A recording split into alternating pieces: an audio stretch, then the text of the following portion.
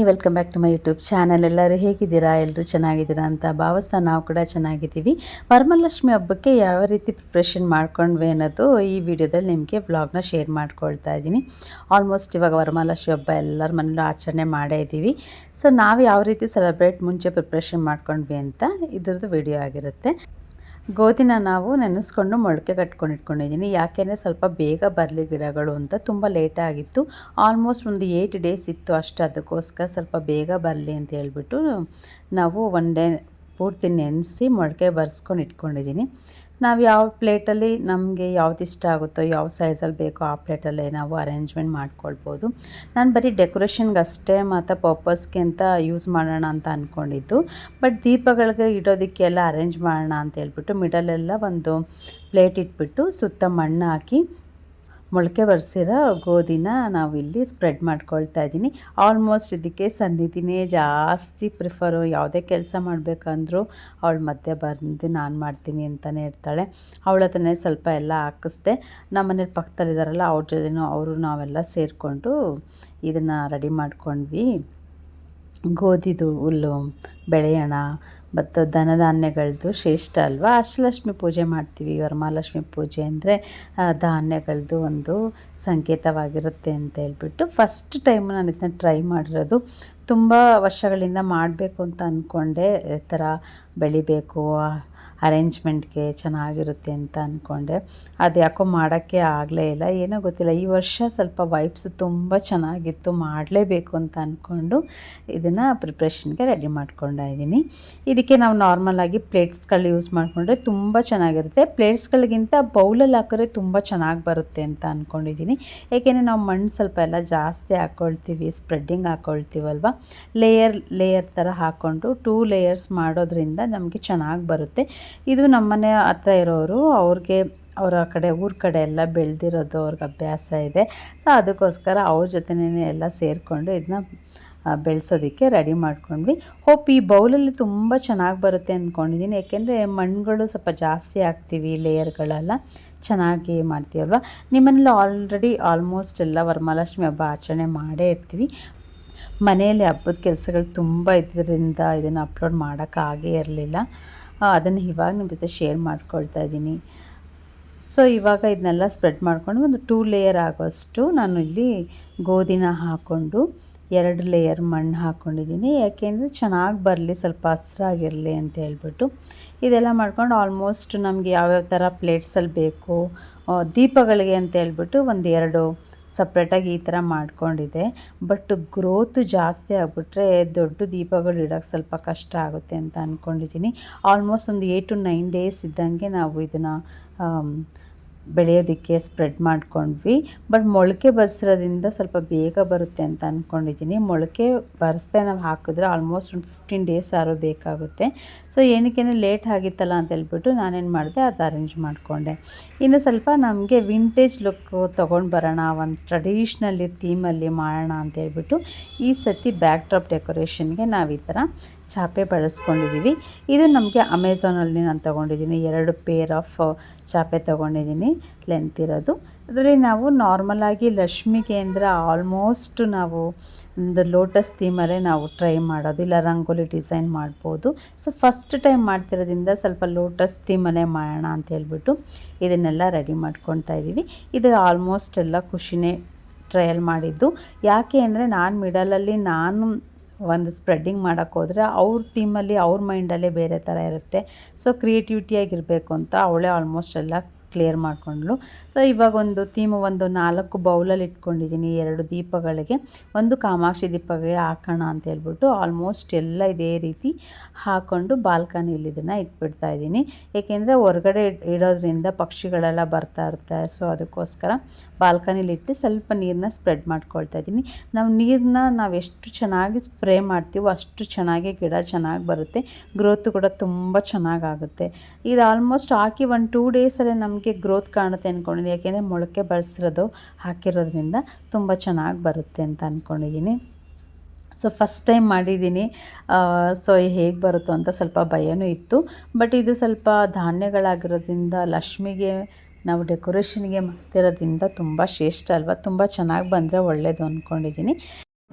ನೀವು ನೋಡ್ತಿರೋ ಹಾಗೆ after 5 days ಹೊತ್ತಿಗೆ ನಮಗೆ ಗಿಡಗಳು ಈ ಥರ ಎಲ್ಲ ಮೊಳಕೆ ಬಂದು ಗೋಧಿ ಹುಲ್ಲು ರೆಡಿ ಆಗಿಬಿಡ್ತು. ಏಕೆಂದರೆ ನಾವು ಮೊಳಕೆ ಬಂದಿರೋ ಕಾಳು ಹಾಕಿದ್ರಿಂದ ಬೇಗ ಗ್ರೋತ್ ಆಯಿತು ಅಂತಲೇ ಹೇಳ್ಬೋದು. ನಾವು ಮೊಳಕೆ ಬರೆಸ್ದೇ ಹಾಕಿದ್ರೆ ಕರೆಕ್ಟಾಗಿ ಒಂದು 9 ಡೇಸ್ಗೆ ಬರುತ್ತೆ. ನಾವು ಹಾಗೆ ಹಾಕಿದ್ರೆ ಗೋಧಿನ, ಇದು ಮೊಳಕೆ ಆಗಿರೋದ್ರಿಂದ ನಮಗೆ 5 to 6 ಡೇಸ್ ಅಷ್ಟೊತ್ತಿಗೆ ಈ ಥರ ಎಲ್ಲ ಬಂದುಬಿಡ್ತು. ನಂಗೆ ತುಂಬ ಅಂದರೆ ತುಂಬ ಖುಷಿ ಆಯಿತು. ಚೆನ್ನಾಗೂ ಕೂಡ ಗ್ರೋತ್ ಆಯಿತು ಅಂತಲೇ ಹೇಳ್ಬೋದು. ಫೈನಲ್ ಆಗಿ ನಮ್ಮದು ಗೋಧಿ ಹುಲ್ಲು ರೆಡಿ ಆಗಿದೆ ಹಬ್ಬಕ್ಕೆ. ಇದೀಗ ಲೋಟಸ್ನ ಥೀಮ್ನ ರೆಡಿ ಮಾಡ್ಕೊಳ್ತಾ ಇದ್ದಾಳೆ ಖುಷಿ. ಆಲ್ಮೋಸ್ಟ್ ಅವಳೇ ಎಲ್ಲ ಡಿಸೈನ್ ಎಲ್ಲ ಐಡಿಯಾ ಮಾಡಿ ಬರೆದಿದ್ದು. ನಾನು ಸ್ವಲ್ಪ ಐಡಿಯಾ ಕೊಟ್ಟು ಯಾವ ರೀತಿ ಬೇಕು ಅಂತ ಹೇಳಿದೆ. ಬಟ್ ಇದು ನನಗೆ ಕೈ ಹಾಕಕ್ಕೆ ಹೋಗಿಲ್ಲ, ಯಾಕೆಂದರೆ ಅವರೇ ಮಾಡಬೇಕು. ನಾವು ಮಿಡಲಲ್ಲಿ ಮಾಡೋಕ್ಕೋದ್ರೆ ನಾವು ಡಿಸೈನ್ ಒಂಥರ ಬರುತ್ತೆ, ಅವ್ರ ಮೈಂಡ್ ಸೆಟ್ಟೇ ಒಂಥರ ಇರುತ್ತೆ ಅಂತ ಆಲ್ಮೋಸ್ಟ್ ಎಲ್ಲ ಅವಳಿಗೆ ಈ ಥರ ಬರಬೇಕು ಅಂತ ಹೇಳಿದ್ದೆ. ಅವಳೇ ಎಲ್ಲ ಅರೇಂಜ್ ಮಾಡಿಕೊಂಡು ಒಂದು pink, light and dark pink ಕಾಂಬಿನೇಷನಲ್ಲಿ ಮಾಡಿಕೊಂಡು ಸ್ಪ್ರೆಡ್ ಮಾಡ್ಕೊಂಡ್ವಿ. ಸ್ವಲ್ಪ ಎಲ್ಲೋ ಮಿಡಲೆಲ್ಲ ಸ್ವಲ್ಪ ಎಲ್ಲೋ ಥರ ಎಲ್ಲ ಮಾಡಿಕೊಂಡು ಇದನ್ನು ರೆಡಿ ಮಾಡ್ಕೊಂಡ್ವಿ. ಬಟ್ ಇದನ್ನು ಒಂದು 10 ಡೇಸ್ ಮುಂಚೆನೇ ಸ್ಟಾರ್ಟ್ ಮಾಡಿದ್ದು. ಬಟ್ ಅವ್ಳು ಸ್ಕೂಲೆಲ್ಲ ಇರೋದ್ರಿಂದ ಆನ್ ಟೈಮ್ ಮುಗ್ಸೋಕ್ಕೆ ಸ್ವಲ್ಪ ಕಷ್ಟ ಆಗ್ತಿತ್ತು. ದಿನ ಸ್ವಲ್ಪನೇ ನಾವು ಡ್ರಾಯಿಂಗ್ಗಳೆಲ್ಲ ಮಾಡಿಕೊಂಡು ಸ್ವಲ್ಪನೇ ಕವರ್ ಮಾಡ್ಕೊಳ್ತಾ ಬಂದ್ವಿ. ಯಾಕೆಂದರೆ 1 ಡೇ ಫುಲ್ಲು ಮುಗ್ಸೋಕ್ಕೆ ತುಂಬ ಕಷ್ಟ ಆಗ್ತಿತ್ತು. ಫ್ರೀನೂ ಇರ್ತಿರ್ಲಿಲ್ವಲ್ಲ, ಓದೋದು ಬರೆಯೋದು ಸ್ವಲ್ಪ ಹೋಮ್ವರ್ಕ್ ಅವು ಇವೆಲ್ಲ ಇರೋದ್ರಿಂದ ಫೈನಲ್ ಆಗಿ ಈ ಥರ ಒಂದು ಗ್ರೀನು ಮತ್ತು ಲೈಟ್ ಆ್ಯಂಡ್ ಡಾರ್ಕ್ ಪಿಂಕ್ ಕಾಂಬಿನೇಷನಲ್ಲಿ ಒಂದೊಂದನ್ನೇ ಫ್ಲವರ್ನ ರೆಡಿ ಮಾಡ್ಕೊಂಡ್ವಿ. ಇದು ಹೊಸ ಒಂದು ಮಾಡ್ಕೊಂಡಿದ್ದೀವಿ. ಆಲ್ಮೋಸ್ಟ್ ಇದು ಅವರ ಮೈಂಡ್ ಸೆಟ್ಟಲ್ಲಿ ಮಾಡಿರ್ತಾರೆ.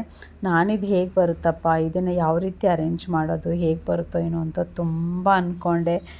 ಹೋಪ್ ಫೈನಲಿ ತುಂಬ ಚೆನ್ನಾಗಿ ಬಂದಿದೆ. ಆಲ್ಮೋಸ್ಟ್ ನಾನು ಶಾರ್ಟ್ಸಲ್ಲಿ ಒಂದು ಶೇರ್ ಮಾಡಿದ್ದೀನಿ ವಿಡಿಯೋ, ನೀವು ಚೆಕ್ ಮಾಡಿ. ತುಂಬ ಅಂದರೆ ತುಂಬ ಚೆನ್ನಾಗಿದೆ. ಒಂದು ವಿಂಟೇಜ್ ಲುಕ್ಕಲ್ಲಿ, ಒಂದು ಹಳ್ಳಿ ಸ್ಟೈಲಲ್ಲಿ, ಒಂದು ಥೀಮಲ್ಲಿ ಚೆನ್ನಾಗಿ ಬಂದಿತ್ತು. ನನಗಂತೂ ಪರ್ಸ್ನಲಿ ತುಂಬ ಇಷ್ಟ ಆಯಿತು. ನಿಮಗೂ ಇಷ್ಟ ಆಗಿದರೆ ಒಂದು ಕಮೆಂಟ್ ಮಾಡಿ ಇಷ್ಟ ಆಗಿದೆ ಅಂದರೆ. ಹಾಗೆ ನೀವು ನೆಕ್ಸ್ಟ್ ವರಮಹಾಲಕ್ಷ್ಮಿ ಹಬ್ಬಕ್ಕೆ ಈ ಥರ ಬ್ಯಾಕ್ ಡ್ರಾಪ್ ಡೆಕೋರೇಷನ್ಗೆ ಯೂಸ್ ಮಾಡ್ಕೊಳ್ಬೋದು. ಅರೌಂಡು ಕಾಸ್ಟ್ ಏನಷ್ಟೇನಾಗಲ್ಲ, ಒಂದು ಸಿಂಪಲ್ಲಾಗಿ ಬೇಗ ಕೂಡ ಆಗುತ್ತೆ. ಅಷ್ಟು ಪೇಂಟಿಂಗಿಗೂ ಏನಷ್ಟು ಖರ್ಚಾಗೋದಿಲ್ಲ. ನಾವೇ ಮಾಡ್ಕೊಂಡ್ವಿ ಅನ್ನೋದು ಒಂದು ಖುಷಿಯಾಗಿರುತ್ತೆ. ಇವಾಗಂತೂ ವರಮಹಾಲಕ್ಷ್ಮಿ ಬಗ್ಗೆ ತುಂಬ ಥರ variety of back drop decoration ಮಾಡ್ತಾನೆ ಇರ್ತೀವಿ. ಅದರಲ್ಲಿ ಇದೊಂದು ಹೊಸ ಟ್ರೆಂಡಿಂಗಲ್ಲಿತ್ತು ಅಂತ ಇದನ್ನು ಟ್ರೈ ಮಾಡ್ಕೊಂಡ್ವಿ. ಹೋಪ್ ಈ ವಿಡಿಯೋ ನಿಮಗೆಲ್ಲ ಇಷ್ಟ ಆಗಿದೆ ಅಂತ ಅಂದ್ಕೊಳ್ತೀನಿ. ನಾವು ಆಲ್ಮೋಸ್ಟ್ ಇದನ್ನು 15 ಡೇಸಿಂದನೇ ಸ್ಟಾರ್ಟ್ ಮಾಡಿಕೊಂಡು ಒನ್ ಡೇ ಬೈ ಮಾಡ್ಕೊಂಡಿದ್ದು. ಒಂದು 2-3 ಸತಿ ನೀಟಾಗೂ ಬರಲಿಲ್ಲ, ಅದಕ್ಕೆಲ್ಲ ರೆಡಿ ಮಾಡ್ಕೊಂಡ್ವಿ. ಮತ್ತು ಡಿಸೈನ್ ಮಾಡಿಕೊಂಡು ಫಸ್ಟ್ ಒಂದನ್ನು ಅರೇಂಜ್ ಮಾಡ್ಕೊಂಡ್ಬಿಡೋಣ ಅಂತ ಹೇಳ್ಬಿಟ್ಟು ಒಂದನ್ನೆಲ್ಲ ಫುಲ್ಲು ಅರೇಂಜ್ ಮಾಡಿ, ಒಂದು ಕಡೆ ಎಷ್ಟು ಫ್ಲವರ್ ಬೇಕು, ಇನ್ನೊಂದು ಕಡೆ ಎಷ್ಟು ಲೀವ್ಸ್ ಥರ ಬೇಕು, ಲೋಟಸ್ದು ಎಲೆ ಬರುತ್ತಲ್ಲ ಅದೇ ಥೀಮಲ್ಲಿ ಬೇಕು ಅಂತ ಹೇಳ್ಬಿಟ್ಟು ಅರೇಂಜ್ ಮಾಡಿಕೊಂಡು, ಒಂದು ಗ್ರೀನಲ್ಲಿ ಒಂದು ಸ್ಕೆಚ್ ಥರ ಎಲ್ಲ ಹಾಕ್ಕೊಂಡು ಫುಲ್ಲು ಒಂದು ಸಲ ಎಲ್ಲ ರೆಡಿ ಮಾಡ್ಕೊಂಡ್ವಿ. ಆಮೇಲೆ ಲೈಟ್ ಡಾರ್ಕ್ ಪಿಂಕ್ ಕಾಂಬಿನೇಷನಲ್ಲಿ ಮಾಡಿಕೊಂಡು ಫೈನಲ್ ಲುಕ್ಕಾಗಿ ಒಂದು ನಾವು ಚಾಪೆನ ರೆಡಿ ಮಾಡ್ಕೊಂಡ್ವಿ. ಯಾವ ರೀತಿ ಬರುತ್ತೆ, ಐಡಿಯಾಗಳು ಬರುತ್ತೆ, ಸ್ವಲ್ಪ ಹೊಸ ಐಡಿಯಾಗಳು ಬಂದಾಗ ಯಾವ ರೀತಿ ಅರೇಂಜ್ ಮಾಡ್ಕೊಳ್ಳೋದು ಅಂತ ಹೇಳ್ಬಿಟ್ಟು ಒಂದನ್ನು ಫುಲ್ಲು ರೆಡಿ ಮಾಡಿಕೊಂಡು ಅದನ್ನು ನೋಡಿಕೊಂಡು ಅದರ ಆಪೋಸಿಟ್ ಡಿಸೈನಾಗಿ ಬರೋ ರೀತಿ ಇನ್ನೊಂದನ್ನು ರೆಡಿ ಮಾಡ್ಕೊಂಡ್ವಿ. ಯಾಕೆಂದರೆ ಎರಡು ಒಂದೇ ಒಟ್ಟಿಗೆ ಮಾಡ್ಕೊಳ್ಳೋದ್ರಿಂದ ನಮಗೆ ಒಂದು ರೈಟು ಒಂದು ಲೆಫ್ಟ್ ಸೈಡ್ ಹಾಕೋದ್ರಿಂದ ನಮಗೆ ಅದು ಆಪೋಸಿಟ್ ವೇನಲ್ಲಿ ಫ್ಲವರ್ ಬರಬೇಕು. ಸೊ ಅದಕ್ಕೋಸ್ಕರ ಒಂದನ್ನು ಫಸ್ಟು ರೆಡಿ ಮಾಡಿಕೊಂಡು ಹೇಗೆ ಬರುತ್ತೆ, ಚೆನ್ನಾಗಿ ಬರುತ್ತಾ ಇಲ್ವ, ಇಲ್ಲ ಬೇರೆ ಯಾವ್ದಾರ ಡಿಸೈನ್ ಮಾಡ್ಬೋದಾ ಅಂತ ಟ್ರೈ ಮಾಡ್ಕೊಂಡ್ವಿ. ನಾವು ಇದರಲ್ಲಿ ಕೌನು ಕೂಡ ಆ್ಯಡ್ ಮಾಡಬೇಕು ಅಂತ ಅಂದ್ಕೊಂಡಿದ್ದುಂಟು.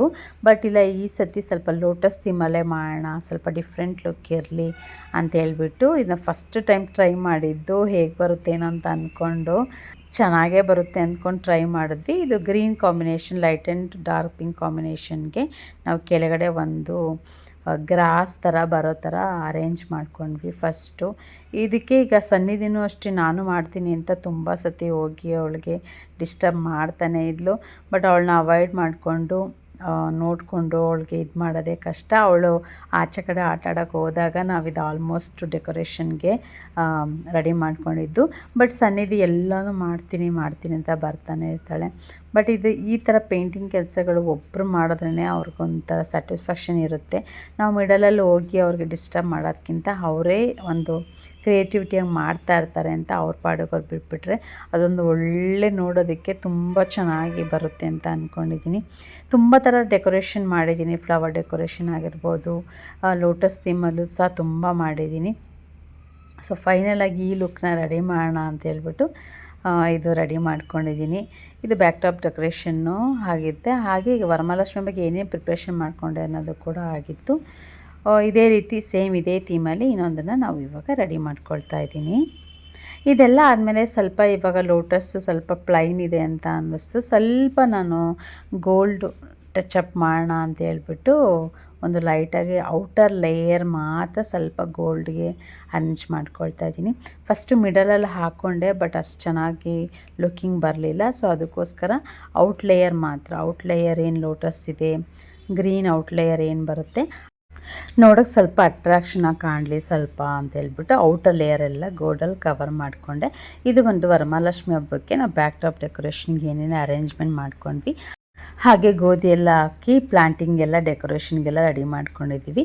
ಇದು ಒಂದು ವರಮಹಾಲಕ್ಷ್ಮಿ ಹಬ್ಬಕ್ಕೆ ನಾವೇನೇನು ಅರೇಂಜ್ಮೆಂಟ್ ಮಾಡ್ಕೊಂಡ್ವಿ ಅನ್ನೋದ್ರ ಒಂದು ವ್ಲಾಗ್ ಆಗಿರುತ್ತೆ. ಈ ವ್ಲಾಗ್ ನಿಮ್ಗೆ ಇಷ್ಟ ಆಗಿದೆ ಅಂತ ಭಾವಿಸ್ತೀನಿ. ಈ ವ್ಲಾಗ್ ನಿಮ್ಗೆ ಇಷ್ಟ ಆಗಿದ್ರೆ ಒಂದು ಲೈಕ್, ಶೇರು, ಕಮೆಂಟ್ ಮಾಡಿ ಅಂತ ಹೇಳ್ತಾ will meet in the next vlog. Bye, take care.